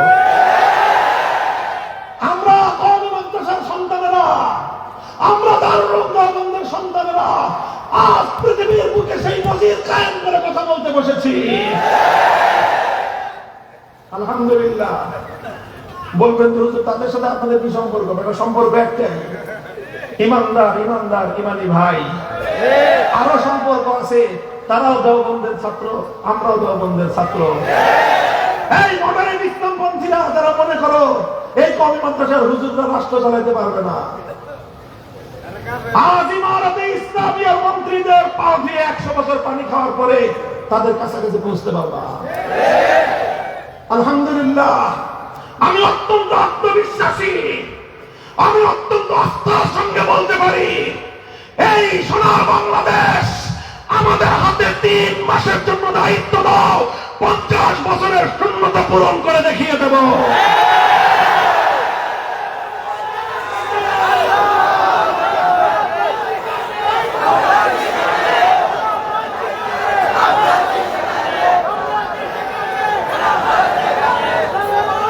ভাই, এত লম্বা কথা বলার ইচ্ছা আমার ছিল না, কিন্তু এগুলো আমানত, উম্মতের আমানত। আলহামদুলিল্লাহ, খোদার কসম খেয়ে বলি, আল্লাহর নবী তার এই বিরাসতের দায়িত্ব, তার এই নিয়ামতের দায়িত্ব, তার এই উত্তরাধিকারের দায়িত্ব কেবলমাত্র আলেম সমাজের কাছেই রেখে গেছেন। এই আরেকটা কথা বলি, আল্লাহর নবীর পরে এই উম্মতের রাজনৈতিক নেতা হয়েছেন কে? বলেন, বলেন। রাষ্ট্রের নায়ক কে হয়েছিলেন? আবু বকর সিদ্দিক রাদিয়াল্লাহু আনহু। কেমন আলেম ছিলেন বলেন, আপনাদের ধারণা কি? হ্যাঁ, ভালো। খালি আমি একটা কথা বলি, কসম খেয়ে বলি, যদি আমার এই কথার প্রতিবাদ করার মতো এই মজলিসে না, কেমন পর্যন্ত সময় থাকলে কেউ প্রতিবাদ করলেন। এই উম্মতে আল্লাহর পয়গম্বরের পরে সবচেয়ে বড় আলেম ছিল আবু বকর সিদ্দিক রাদিয়াল্লাহু আনহু। পুরো উম্মতের ইলম এক পাল্লায় রাখো, আবু বকর সিদ্দিকের ইলম আরেক পাল্লায় রাখো, আবু বকরের ইলমের পাল্লা ভারী হয়ে যাবে। আল্লাহর নবীর পরে তাদের রাজনৈতিক নেতা, তাদের সবচেয়ে বড় আলেম। তারপরে আবু বকর সিদ্দিকের ইন্তেকালের পরে উম্মতের সবচেয়ে বড় আলেম কে? বলো। ওমর ফারুক রাদিয়াল্লাহু আনহু। আবু বকর সিদ্দিকের পরে এই উম্মতের রাজনৈতিক নেতা, উম্মতের সবচেয়ে বড় আলেম। হযরত ওমরের পরে সবচেয়ে বড় আলেম কে? উসমান ইবনে জিন নুরাইন। তিনি উম্মতের সবচেয়ে বড় রাজনৈতিক নেতা। হযরত ওসমানের পরে সবচেয়ে বড় আলেম খালিল মুর্তাজা, যিনি সবচেয়ে বড় আলেম, তিনি খলিফা, তিনি উম্মতের রাজনৈতিক কর্ণধার। আর আর কেমনে বলবো আমি জানি না, আমি জানি না। হে উম্মতের উলামায়ে কেরাম, আজ সময় এসেছে, এই রাষ্ট্র, এই দেশ ভারতীয় থাকবার দিন শেষ। ইনশাআল্লাহ সেই দিন আসছে। আমি সেদিনও বলছি ইনশাআল্লাহ খেলাফা ইজ কামিং, খেলাফা ইজ কামিং ব্যাক। খেলাফা আসছে, কোরআনের রাজ কায়েম হবে, ইমারত কায়েম হবে, রুখে দেওয়ার সাধ্য কারো হবে না, কারো হবে না।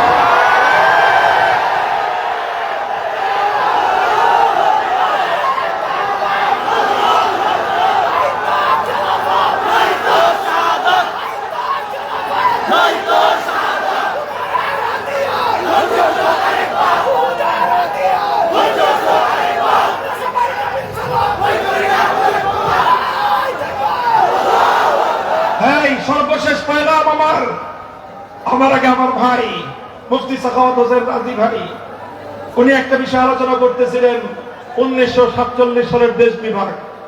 এই কথাটা মনে আছে আপনাদের? মনে রাখবেন, 1947 সালে একটা ভাগ বটোয়ারা হয়েছে। কি হয়েছে? এই কথা বলেন, বসেন আপনারা, বসেন বসেন, যারা দাঁড়াইছেন 5 মিনিট। এই 1947 সালে কি হয়েছে? জমিন ভাগ হয়েছে, জায়গা জমিন ভাগাভাগি হয়েছে। আচ্ছা মনে করেন আপনার দাদা মারা গেছে, দাদা মারা যাওয়ার পর আপনার দাদার জমিন আপনার বাচ্চা যারা ভাগ করে নিছে। এখন আপনার বাচ্চা যারা দাদার জমিন ভাগ বাটোয়ারা করার পর দীর্ঘ 24 বছর পরে ধরেন আপনার বাবা মারা গেল। এখন বলেন, আপনার দাদার থেকে আপনার বাবা যেই জমিনটা পেয়েছিল, এখন আপনার বাপ মারা যাওয়ার পরে আপনার কোন চাচাতো ভাই যদি এসে আপনার বাবার জমিন, আপনার বাবার সন্তান আপনার কাছ থেকে, আপনার ভাইয়ের কাছ থেকে কেড়ে নিতে চায়, তাহলে আপনি আপনার দাদার কাছ থেকে প্রাপ্ত আপনার বাবার ন্যায্য হিস্সা আপনার চাচা চায়, যেটা আমার বাপের ছিল। আপনার চাচা যদি বলে যে এই জমি তো আমার বাপের ছিল, তুই খাবি কেন, আপনি কি বলবেন? কি বলবেন বলেন? চাচাকে বলবেন যে চাচা যান, এটা তো আপনার মধ্যে আমার বাপের মধ্যে 24 বছর আগে ভাগ বাটোয়ারা হয়েছে, আপনি এখন আপনারটা খান, আমার বাপেরটা আমার ভাইদেরকে খাইতে দেন। এরপরে যদি চাচা যান না মানে, কোরআনের হুকুম মানে না, ইসলামের বিধান মানে না, আল্লাহর কোরআনের বিধান যদি না মানে, তাহলে তার সামনে নমনীয়তার কোনো সুযোগ নাই। 1947 সালে ভাগ বাটোয়ারা হয়েছে, দাদার জমিন ভাগ বাটোয়ারা করে বাচ্চা তারা 2 ভাগ করে নিছে। যারা ধর্মনিরপেক্ষতাবাদী, ধর্মনিরপেক্ষ থাকতে চায়, তারা বিশাল রাজত্ব পেয়েছে ভারত। যারা ইসলামী শাসন ব্যবস্থা চায়, তাদের জন্য মুসলিম প্রধান পশ্চিম পাকিস্তান আর বাংলাদেশ, এটা হলো মুসলমানদের ভাগে পড়েছে, এটা ইসলামী শাসনের ভাগে পড়েছে। এখন যদি কারো ধর্মনিরপেক্ষ রাজনীতি করবার এত খাহেশ লাগে, যাও, তোমার আপায় গেছে, তুমিও যাও। কেউ যদি আপারে তোমার খালাম্মা মনে হয়, তোমরাও যাও। কথা বলেন ঠিক না বেঠিক? তোমরা যাও, ধর্মনিরপেক্ষ রাজনীতি করার জন্য ভারত আছে। এই মাটি মুক্ত করা হয়েছে আল্লাহর কোরআনের শাসন কায়েম করবার জন্য। সুতরাং 47-এর দেশ বিভক্তির ভিত্তিতে আগামী মুসলমানদের জনপদে ইসলামের নিজাম কায়েম করতে চাই, শরীয়তের বিধান বাস্তবায়ন করতে চাই।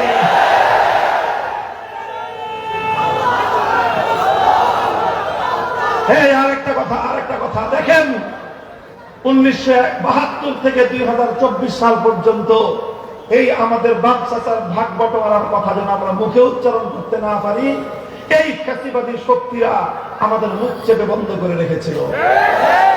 24-এর বিপ্লবের মধ্য দিয়ে এই ফ্যাসিবাদীদেরকে ঠ্যাঙ্গানি দিয়ে বিদায় করা হয়েছে। সুতরাং এখন আমরা আবার নতুন করে ওই হিস্সার কথা বলবো, ওই ভাগ বটোয়ারার কথা বলবো, আবার 47-এর কথা আমরা নতুন করে বলা শুরু করবো এখন। আর এই কথাটাই বলা হয়েছে জুলাই সনদের মধ্যে। আলহামদুলিল্লাহ বলো। একদল আসে বিভ্রান্ত করতে, তো জুলাই সনদের মধ্যে কি আছে? হুজুররা জুলাই সনদের নিয়ে এটার পিছনে লাগছে কেন? আরে ভাই, জুলাই সনদে অনেক কিছু নাই, সেটার জন্য দুঃখ আছে, কিন্তু যা আছে সেটা তো 72-এর সংবিধানে তার 100 ভাগের 1 ভাগ নাই। সনদে আছে 47-এর কথা, সনদে আছে। সুতরাং জুলাই সনদ যদি বাংলাদেশে বাস্তবায়িত হয়, 47-এর চেতনা আবার ফিরে আসবে বাংলাদেশে। জুলাই সনদে 2013 সালের শাপলা চত্বরে নবী প্রেমিকদের ইতিহাসের কথা আছে। জুলাই সনদ যদি বাংলাদেশে বাস্তবায়িত হয়, শাপলা চত্বরে হেফাজতে ইসলামের অবদান বাংলার ইতিহাস থেকে কেউ মুছে ফেলতে পারবে না। কাজেই এই না। সুতরাং জুলাই সনদের বিপক্ষে তারাই কথা বলে যারা 47-এর ভিত্তিতে, ইসলামের ভিত্তিতে দেশ চায় না। তারা জুলাই সনদের বিরোধিতা তারা করে যারা শাপলা চত্বরে আমার ভাইয়ের রক্তের সঙ্গে গাদ্দারি করতে চায়।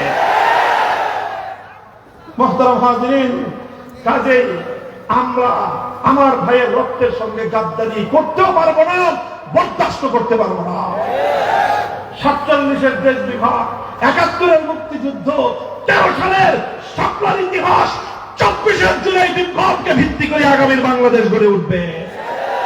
এই জন্য কোন দলীয় রাজনীতির কথা না, বাংলাদেশের বিপ্লবের কথা, বাংলাদেশের ইসলামের কথা, আগামীর বাংলাদেশের ইসলামী বিপ্লবের সম্ভাবনাকে জিইয়ে রাখতে হলে যেই ভোট হবে গণভোট, সেই গণভোটে সব মিলে একসঙ্গে বাক্সে ভোট দিতে হবে। রাজি আছেন? যারা জুলাই সনদের গণভোটে না বাক্সের প্রতি ক্যাম্পেইন করবে, ওরা ভারতের দালাল, ওরা ফ্যাসিবাদের দোসর। কাজে আসো, রাজনীতি করবা, যাত্রা করো, আপত্তি নাই। দেশের প্রশ্নে, জুলাই বিপ্লবের প্রশ্নে, ইসলামের প্রশ্নে আমরা ঐক্যবদ্ধ থাকি। পরাজিত শক্তি ইনশাআল্লাহ বাংলাদেশ আর কোনোদিন ফিরতে পারবে না। কথা রাজি আছেন? কাজেই হ্যাঁ, আমি আগেই বলেছি, আমাদের অভিযানে দমে যাওয়া নামে কোনো শব্দ নাই। আমাদের অভিযানে থমকে যাওয়া বলতে কোনো ইতিহাস নাই। আমার নবী জীবনের শেষ মুহূর্ত পর্যন্ত কোনোদিন থমকে যান নাই, নীরব হন নাই, নিস্তব্ধ হন নাই। আমরা ততদিন নীরব হব না, ততদিন নিস্তব্ধ হব না, ততদিন আমাদের পথ চলা থেমে যাবে না, যতদিন বাংলার ক্ষমতার মস্তদে আল্লাহর কোরআনের পূর্ণাঙ্গ শাসন কায়েম না হবে।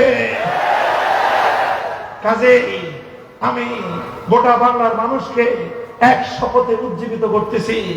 আজ বাংলাদেশের ঐতিহ্যের এই নগর ময়মনসিংহের প্রাণ কেন্দ্রে দাঁড়িয়ে ময়মনসিংহের লক্ষ ইমানদার তৌহিদি জনতাকে বলতে চাই, দেখেন, অনেক রঙের বাংলাদেশ দেখা শেষ। একজনে আমাদেরকে সোনার বাংলাদেশ দেখাইছেন, পেয়েছি আমরা বাকশালের বাংলাদেশ। আরেকজন আমাদেরকে দেখিয়েছেন নতুন বাংলাদেশ, উল্টায় পাল্টায় সেই পুরান বাংলাদেশ। আরেকজন দেখিয়েছেন আমাদেরকে সবুজ বাংলাদেশ, দেখি যে সব ধূসর বাংলাদেশ।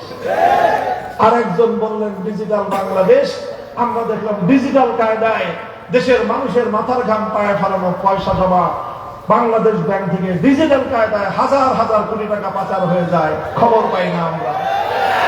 ডিজিটাল কায়দায় আমাদের দেশের টাকা দিয়ে বিদেশে বেগমপাড়া গড়ে উঠে, এছাড়া বাংলাদেশে আর কোনো ডিজিটাল পাই নাই।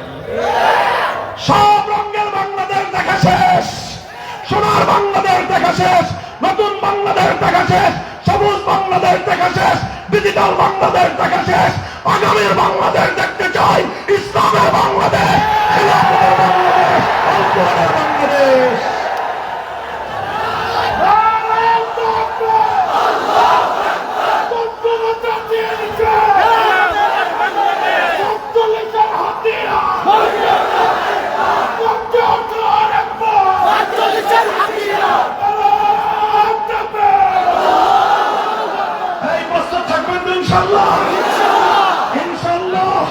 অদূর ভবিষ্যতে এই মাটি ইসলামের শাসনে প্রতিষ্ঠিত হবে ইনশাআল্লাহ, ইসলামের শাসন পরিচালিত হবে ইনশাআল্লাহ। নাসরুল্লাহ ওয়া ফাতহুন করিব ওয়া আখিরু দাওয়ানা আলহামদুলিল্লাহি রাব্বিল আলামিন।